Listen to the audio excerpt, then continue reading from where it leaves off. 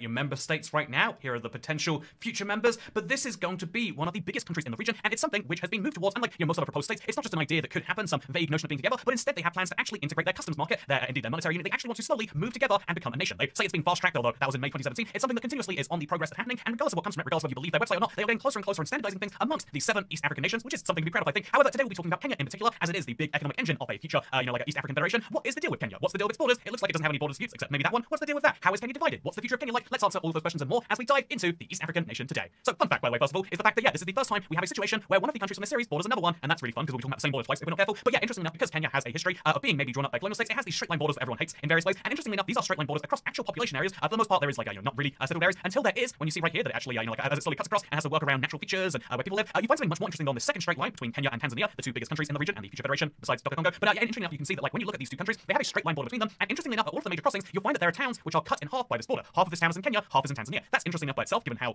loosely populated the whole place is. But you'll notice that it happens again over here. And then if you look, not there apparently, you notice that it happens another time over here with a huge number of people on both sides. And then finally, it happens another time over here in Isibania. Absolutely fascinating to me that there can be this situation where the border is very much an arbitrary line for a lot of people, but yet it does somehow hold. And this might be one of the big reasons why you want to integrate with your neighbors and friends. At some point, this was all ruled as one great land, and managing to separate it makes you maybe want to put it back together. Although, interestingly enough, when you look at the borders with Uganda and over here, you can notice that Kenya gets the very short end of the stick when it comes to Lake Victoria. This is one of the big lakes of Africa, and which I think is a massive understatement, by the way. But the interesting thing is to say that when you look at Kenya and Uganda, you can see their border is very much a squiggly one, which follows rivers. But I love when you look closer, you'll realize that they vaguely follow the river with their border, but also not kind of. Officially speaking, the river is not the border. This is the border instead. And so it's just a bunch of straight lines between various points that represent the river. And I think that's incredibly interesting personally. Maybe you agree, maybe you don't. But ultimately, when you follow these borders, you'll notice there's only one which gets really notable, because when it comes to Kenya and Ethiopia's border, I mentioned that they have a real hard time policing it because there's just nomadic people who exist outside of any real nation state. They might be officially citizens of one country or another, but they move around from time to time to settle on new lands, and this causes issues for the idea of a border. And this also causes issues with Sudan. And so Sudan, Ethiopia, and Kenya don't really have a firm agreement on what they should do about these people on their borders. And so as a result, they also haven't really firmed up their borders. Kenya, Ethiopia, and Kenya came to agreement, and Ethiopia and Sudan came to an agreement, but which South Sudan was also later split apart from. But there's an interesting third place to this, which is that Ethiopia at one point claimed this area right here. After they firmed up their border with Sudan, it looks as though they don't claim this area, and Sudan and Kenya therefore don't disagree that this area should probably be like this. There's a bunch of different ways you can draw the border, but ultimately they all agree that okay then, although there are nomadic peoples, and although sometimes they put some men with guns on the border to stop those people crossing over, ultimately Kenya thinks this is their land, and South Sudan just about agrees. And so the only reason they haven't come around to agreeing on the border is because they just haven't gone around to it. It's gonna be very peaceful, and please ignore those resources. Which, oh no, do we find some oil there? Maybe is there some potential for some resources to be found? Well, I guess we can draw out this border dispute just a little bit longer. Ultimately, this is why fixing border disputes while times are good is a good idea. The only reason I can find is why they didn't fix it before the resource discovery is because neither party really cared too much. But now that there is oil, both parties care a lot, and it would have been a better idea to work it out before a lot of money could have been made, in my humble opinion. But that is the border situation of Kenya. They also do, of course, border Somalia, and this border is interesting because it looks like it's a straight line through a desert. However, when you take a closer look, you can see there's actually some population centers around some of these sharp angles. I think that's fascinating personally. Look at this right here. There is a town on each side of this. It is a very, very strange, and again, looking at it, you can see it would be near impossible to police this border between the countries, and yet somehow it exists regardless. Absolutely fascinating in my opinion. Speaking of things that are fascinating, let's finally go into the subdivisions of Kenya.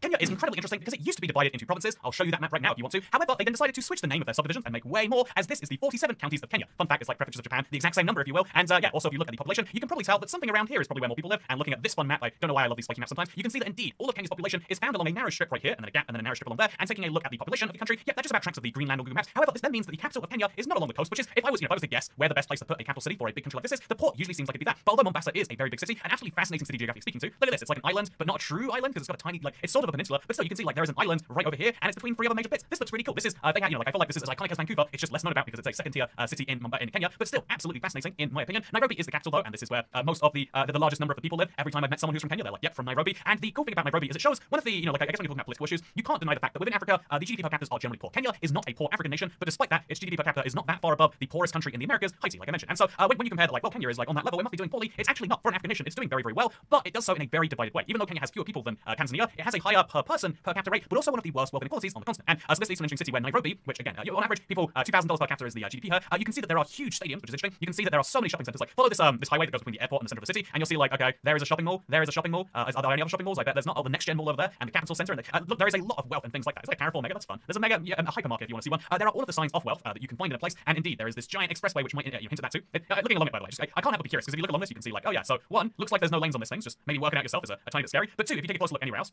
you'll see that they clearly had issues with people crossing over things because I apparently picked the wrong section to show this. They clearly had issues with people jumping over things because if you look over here, you can see they've got huge barriers between various sections of this. Were there enough people willing to cross 4 separate lanes of road to go somewhere? Apparently so, 4 separate sets of lanes. I think it's interesting. What I also think is interesting is KFC over there.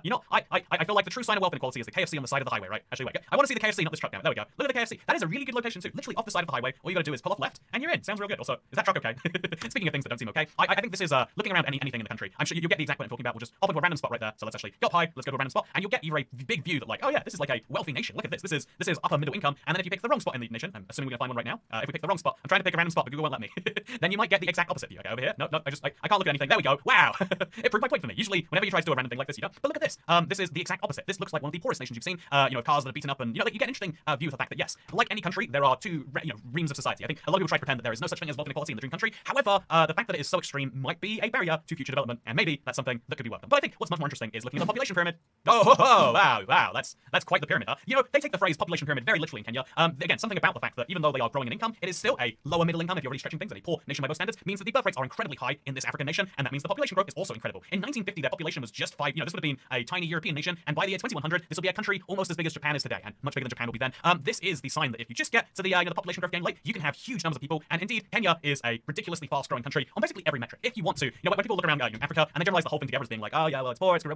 Kenya is definitely the exception to that in many ways, and if we you don't take my word for it, take the British travel advice as well. So as long as you don't go near the border of Somalia, which advise all against essential travel, you can go to Kenya just fine. And I think diving a little bit more into it, they do say watch out for all these counties, and they say obviously read the advice if you're a woman. Disabled people, that's a new one. Watch out for disabled people. Watch out for women. Watch out for LGBTQ plus people. Obviously, important thing to do. But otherwise, everything's entirely fine. I mean, obviously, we dive into safety a little bit, and there is a high threat of terror attack globally, but that's kind of normal. Terrorists are very likely to try and carry out attacks in Kenya. That's fine. Just don't go to any of these places. Obviously, when you're going to another country, it's rare you'll go to any of those places anyway. And also, watch out because there was an attack in 2020 and there was an attack in 2019. But during the pandemic, they stopped, and so presumably, if we just assume the terrorists all caught COVID, you should be safe to go. Although you might be kidnapped. So if you don't mind a little kidnapping, you don't mind spending a little bit of time in someone's basement, then yeah, Kenya sounds good. But more seriously, it is this is something to watch out for. If any country at that level is traveling is going to be expensive and more dangerous than you might expect. But also, when you hear that like, oh yeah, there was an attack in 2020 and people might be kidnapped, statistically, won't happen to you. You're probably going to be more than fine. And if you want to go somewhere where they drive on the left and where they use counties as the system of government, then this is the place for you. This is Nairobi in particular is a very, very, very it's the closest you're going to get to a fancy city in East Africa. And if you want to experience that, I really can't get over this. This looks like it could be in I don't know, Miami or something, right? Like maybe not Miami, but like one of the border towns in Texas. You could believe it. At least in my opinion. Maybe not. Maybe you disagree with that. But yeah, I think that is the thing to keep in mind with Kenya. I also think the other thing to keep in mind with Kenya is that it is probably, even though I mentioned the East African Federation, it is probably the most obstructionist member to actually joining that country. Is my microphone working? There it is.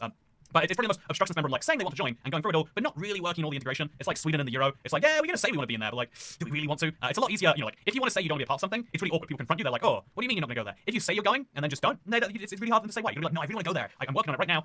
Fun fact, there's advice for getting out of your life's problems via Kenya. And speaking of Kenya, it is one of the most beautiful countries for the natural wildlife. That should go without saying. When you look at a population density map like this, you know that the rest of the country is going to be beautiful, and indeed it is. But the fact that it can have a decent city, indeed multiple decent cities, I've heard about Mombasa, while also having these crazy beautiful national parks. Let's pick a random point one of these, shall we? These are going to be roads actually, so this is going to be terrible. They can have national parks like this. It's kind of fun, right? And if you don't think it's fun, then I hope you'll enjoy this one anyway. And make sure that if you want to have some fun, indeed, if you know anyone who is Kenyan or has looked at Kenya on a map or has eaten food in their life, make sure to recommend that this Christmas they get their hands on a 12-in-1 Ninja Speedy Rapid Cooker and Air Fryer 6-quart capacity 12-in-1 functions to steam, bake, roast, sear, saute. You want to make sure that you get your hands on one of these. Seriously, if you are moving out for the first time, or maybe you've got like an appliance that's dead, my microwave broke recently, you might enjoy getting your hands on something like this. I love the fact that it can do actual air frying, which is fun, as well as it's the best rice cooker I've ever owned. Maybe bear in mind I'm a quarter Asian, so that's saying something. And then also it does all of these other things. One-touch meals in 15 minutes. I don't know about that claim. What I can say is it does so many. Enjoy getting your hands on something like this. I love the fact that it can do actual air frying, which is fun, as well as it's the best rice cooker I've ever owned. Maybe bear in mind I'm a quarter Asian, so that's saying something. And then also it does all of these other things. One-touch meals in 15 minutes. I don't know about that claim. What I can say is it does so many things. It sous vide aids things. It dehydrates things. The fact that it can do all of those things and it costs the same as one appliance. It's 12-in-1. You need to get your hands on one. Check the link in the description because this is the one gift that everyone needs this Christmas. And get yourself the gift of better cooking. Thank you for watching this second channel video. I hope you all enjoyed it. And can you